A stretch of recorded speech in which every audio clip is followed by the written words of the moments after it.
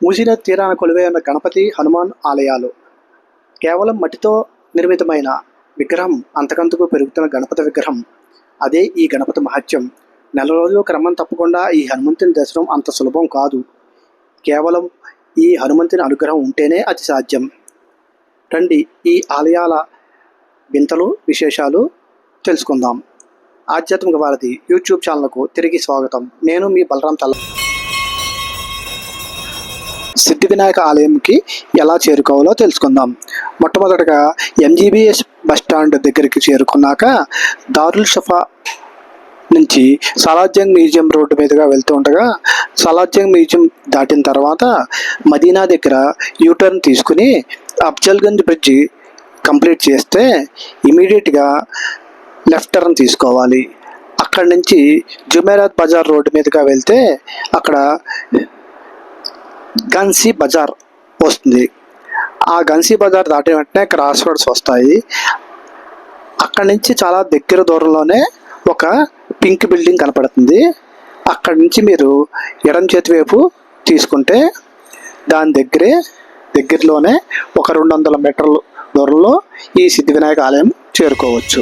ఈ బుధవారం ఉదయం 5 గంటల నుంచే ఈ ఆలయంలో స్వామి దర్శనం ప్రారంభమవుతుంది. రోజంతా అభిషేకం, హారతి, అర్చనలతో చాలా ఆధ్యాత్మికంగా ఉంటుంది. ఓం ఏకదంతాయ విద్మహే వక్రతుండాయ ధీమహి తన్నో దంతి ప్రచోదయాత్. ఈ స్వామికి ఎంతో ఖర్చు పెట్టి ప్రసాదాలు, ఆభరణాలు అవసరం లేదండి. ఒక్క గరిక పూజ చేస్తే చాలు అత్యంత ఆనందం పొందుతారు. పక్కనే దాసాంజనేయ స్వామి స్వయంభూగా వెలిసిన స్వామిని కూడా దర్శనం చేసుకోవచ్చు. సుమారు 450 నుంచి 500 సంవత్సరాల చరిత్ర కలిగిన ప్రాచీన దేవాలయం. స్వామివారికి ఇసుకతో తయారైన మూర్తి అండి. అంతకంతకు పెరుగుతున్న ఈ విగ్రహం ఒకప్పుడు చిన్నగా ఉన్న మూర్తి ఇప్పుడు ఇంత భారీ ఆకారంలో కనపడతారు. స్వామివారికి నెయ్యి, చందనంతో అలంకరణ చేస్తారు. ఇక్కడ ఈ ఆలయాన్ని శ్రీ మహంత్ విష్ణుదాస్ జీ వంశస్థులే నిర్వహిస్తున్నారు. ఈ ఇద్దరు దర్శనం చేసుకున్న తర్వాత పక్కనే లక్ష్మీనారాయణ స్వామివారి దర్శనం కూడా చేసుకోవచ్చు. సుమారు 100 సంవత్సరాల క్రితం ఈ విగ్రహాలను ప్రతిష్ఠించారు. ఇవి పాలరాతితో తయారు చేసినవి.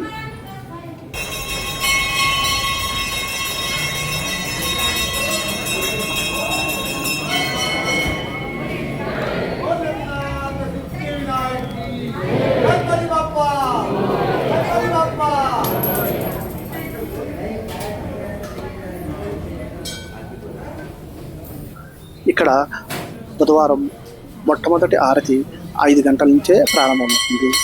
ఈ స్వామికి ముడుపు కట్టి 16 వారాలు వస్తే వారికి సకలాభీష్ట సిద్ధి కలుగుతుందని ఇక్కడ భక్తుల ప్రగాఢ నమ్మకం. ప్రతి బుధవారం సుమారు 50,000 మంది భక్తులు దర్శనం చేసుకుంటారు. ఉదయం 5 గంటల నుంచి రాత్రి 12 గంటల వరకు ఈ ఆలయం తెరిచే ఉంటుంది. స్వామికి ఇష్టమైన నైవేద్యం గరిక, బెల్లం, జిల్లేడు పూల దండ. ఇక్కడ భక్తులు ఇవే సమర్పిస్తూ ఉంటారు. ఇప్పుడు మీరు చూస్తున్నది హైదరాబాద్ నగర చరిత్రతో విడదీయరాని అనుబంధం కలిగిన మూసీ నది. ఈ మూసీ నది అనంతగిరి కొండల్లో జన్మించి హైదరాబాద్ నగరం గుండా ప్రవహిస్తూ కృష్ణానదిలో కలుస్తుంది. ఈ మూసీ నది ఒడ్డున వీచే చల్లని గాలి, నెమ్మదిగా సాగే నీటి ప్రవాహం, చుట్టూ కనిపించే పచ్చని ప్రకృతి మనసుకు ఎంతో ప్రశాంతతను కలిగిస్తాయి. ఈ నదీనాథ్ గణపతి దర్శనం అయిన తర్వాత పక్కనే నదీనాథ్ హనుమాన్ దర్శనం కూడా చేసుకోవచ్చు. ఈ ఆలయం నుంచి కొంచెం కిందకు వస్తే శ్రీ వీరాంజనేయ స్వామి వారి దర్శనం చేసుకోవచ్చు. ఈ వీరాంజనేయ స్వామి మూసీ నదికి అత్యంత సమీపంలో కొలువై ఉంటారు.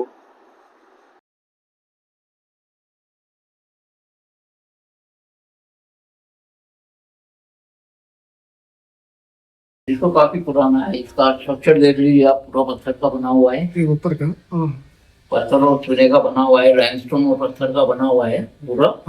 और ये हमारे हिसाब से कम 150 से 200 साल पुराना है। 200 साल का ऐसा रखा है। तो वो श्रृंगार के हिसाब से लगाते हैं। हनुमान जी का वहाँ एक सालासर करके एक मंदिर टेम्पल है, ये राजस्थान में स्वयंभू है, उनका स्वरूप बनाया हुआ है।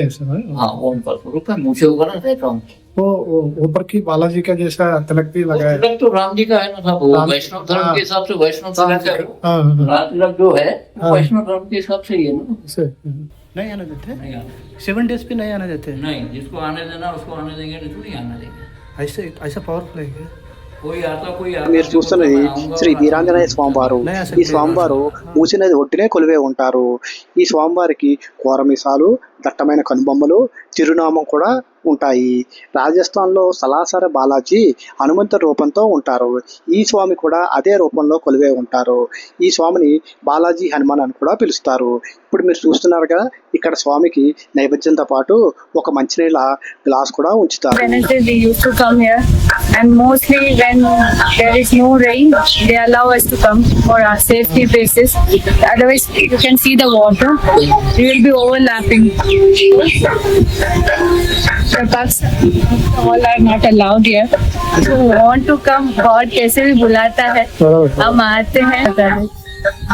But maintenance थोड़ा कोई और भी फंडिंग सब करे तो अच्छा है.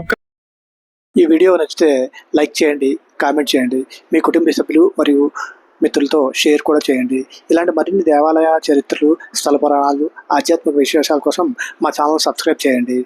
మీరు చేసే ఈ ఒక్క షేర్ మరొక భక్తుడికి ఈ పవిత్ర క్షేత్రం గురించి తెలుసుకునే అవకాశం లభించవచ్చు.